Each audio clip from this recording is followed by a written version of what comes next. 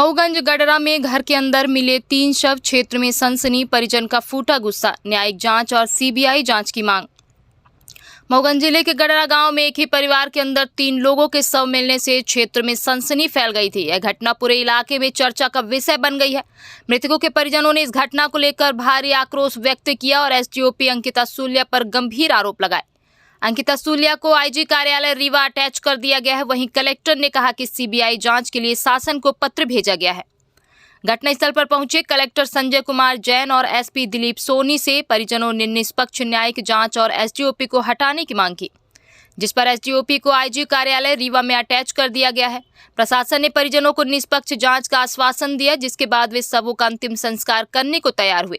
परिजन इस मामले में सीबीआई जांच की भी मांग कर रहे हैं। प्रशासन ने फिलहाल न्यायिक जांच का भरोसा दिलाया है। पुलिस अधीक्षक मऊगंज दिलीप सोनी ने मामले की निष्पक्ष जांच करने की बात कही है और मृतक के पुत्र पवन साकेत को कलेक्टर ने डेली वेज पर रखने की बात कही है। ब्यूरो रिपोर्ट, जय न्यूज। परिजनों की इसमें जुडिशियल जांच इंक्वायरी की मांग थी और उसमें चूंकि शासन को अधिकार है तो उसका हम प्रस्ताव भेज के शासन को रिक्वेस्ट करेंगे कि इसमें जुडिशियल मांग कब पूरा किया जाएगा।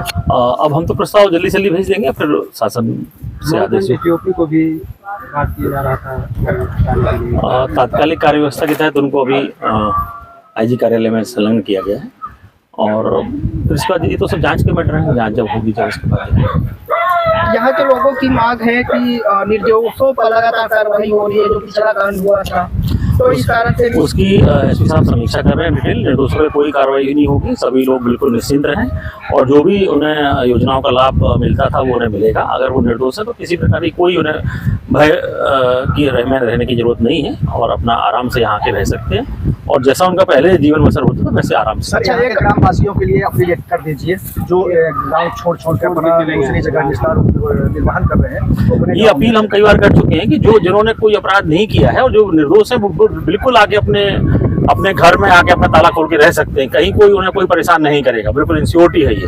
और उन्हें जो योजनाओं का लाभ मिलता था वो लाभ भी लगातार मिलेगा। पूरे गांव की मोबाइल जब्त कर ली गई है। गाँव वालों का आरोप है कि जो कांड हुआ तो सभी बोरी भर कर मोबाइल नहीं, अब जो अपराधी होंगे उनके लिए ऐसा हो सकता है, सबके लिए ऐसा संभव नहीं, क्योंकि यहाँ भी अभी सभी के पास मोबाइल है, ऐसा तो नहीं है किसी के पास मोबाइल है। Thank you.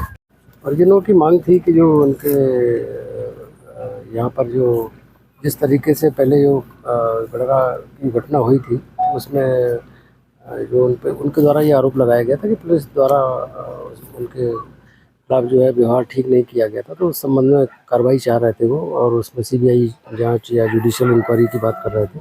उस संबंध में उन्होंने ज्ञापन दिया जो कि कलेक्टर साहब को दिया। कलेक्टर साहब उसमें आवश्यक कार्रवाई जो भी होगा करेंगे और बाकी जो इस घटना का जो संबंध है, जो 3 डेड बॉडीज जो मिली है और उसका अभी हमारी जांच चल रही है और उसका हमने आज डॉक्टर्स की जो टीम के द्वारा वीडियोग्राफी के साथ उसका जो पोस्टमार्टम करवाया गया है, जिससे कि पूरी ट्रांसपेरेंसी रहे और बिल्कुल निष्पक्षता के साथ हम जांच करेंगे और जो भी इसमें तथ्य आएंगे उसके आधार पर हम आगे कार्रवाई करेंगे। एसडीओपी मैडम को हटाया जाए।